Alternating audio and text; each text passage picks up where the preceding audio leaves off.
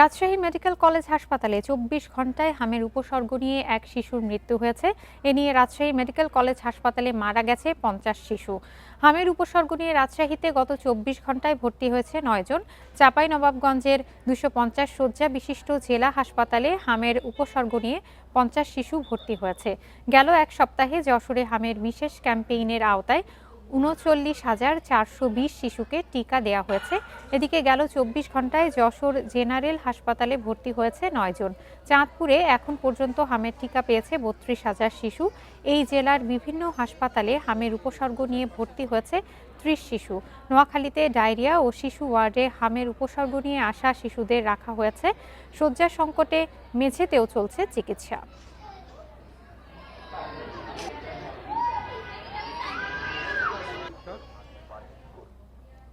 হামের উপসর্গ নিয়ে রাজশাহী মেডিকেলে এক শিশুর মৃত্যু হয়েছে। এ নিয়ে জানাতে রাজশাহী থেকে যুক্ত হচ্ছেন সহকর্মী সাখাওয়াত হোসেন। সাখাওয়াত হোসেন, রাজশাহীতে হামের পরিস্থিতি কেমন দেখছেন এবং আজকেও একজন হামের উপসর্গ নিয়ে মারা গেছেন, তো এই যে টিকাদান কর্মসূচি চলছে এতে কতটা সচেতন সাধারণ মানুষ?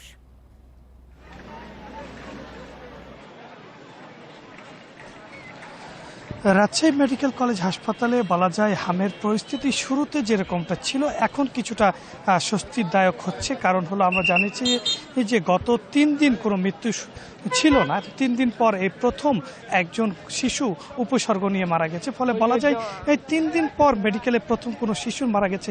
সেই সাথে যদি আসারও একটু গল্প শোনা যায় যে গত ২৪ ঘন্টায় এখানে কিন্তু ৯ জন শিশু ভর্তি হয়েছে হামের উপসর্গ নিয়ে, কিন্তু ১১ জন শিশু সুস্থ হয়ে বাড়ি ফিরে গেছে।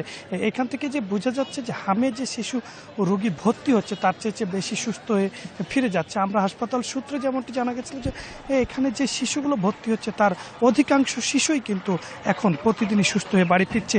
বর্তমানে হাসপাতালে চিকিৎসাধীন রয়েছে ১৫৩ জন এবং উপসর্গ নিয়ে এই হাসপাতালে এই মৌসুমে চলতি মৌসুমে মোট ৫৫৯ জন শিশু ভর্তি হয়েছে। তার মধ্যে মৃত্যু হয়েছে ৫০ জনের, কিন্তু সুস্থ হয়ে এদের মধ্যে বাকিগুলো সবাই কিন্তু সুস্থ হয়ে ফিরে চলে গেছেন। ফলে বলা যায় যে বিশেষ বড় একটি অংশ কিন্তু সুস্থ হয়ে ফিরে যাচ্ছে। এই টিকা কার্যক্রম যেহেতু চলমান রয়েছে, সেই পাশাপাশি মানুষের শুরুর দিকে যে সচেতনতাটা ছিল ও উপসর্গে সেটি কিন্তু একটু বেশি বেড়েছে বলেই কিন্তু চিকিৎসকরা বলছেন যে দ্রুত হাসপাতালে ভর্তি হওয়ার কারণেই সুস্থর হারটা কিন্তু বাড়ছে। আমরা শুরুর দিকে যেমনটি আমরা দেখেছিলাম রাজশাহী মেডিকেল কলেজ হাসপাতালে হামের উপসর্গ নিয়ে রোগী যারা আসছিলেন তারা কিন্তু প্রথমে রাজশাহী সহ জেলা শহর ছাড়া অন্যান্য যে জেলা শহরগুলো আছে সেগুলোতে কিন্তু তারা চিকিৎসাধীন নিতেন এবং এখানে যখন রোগীর অবস্থাটা বেশ জটিল হয়ে যেত তখন কিন্তু তারা রাজশাহী মেডিকেল কলেজে শেষ সময়ে আসতো। ফলে কিন্তু তাদের যে অবস্থান সেই রোগীর যে সুস্থ হওয়ার যে হারটি সেটি কিন্তু কমে যেত এবং চিকিৎসকরা বলছেন এখন যে টিকা কার্যক্রমের পাশাপাশি এই সচেতনতা বৃদ্ধির কারণে হামের উপসর্গ দেখার সাথে সাথে মানুষ যে হাসপাতালে আসছেন এবং শিশুদেরকে যে বিভিন্ন চিকিৎসকদের কাছে নিয়ে যাচ্ছেন, পরামর্শ নিচ্ছেন, ফলে কিন্তু মৃত্যুর হারটা অনেকটাই কমে গেছে বলা চলে।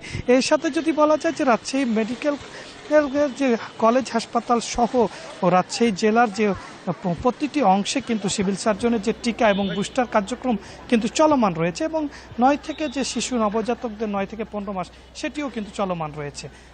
হামের সংক্রমণ এবং টিকা নিয়ে রাজশাহী থেকে জানাচ্ছিলেন সহকর্মী সাখাওয়াত হোসেন।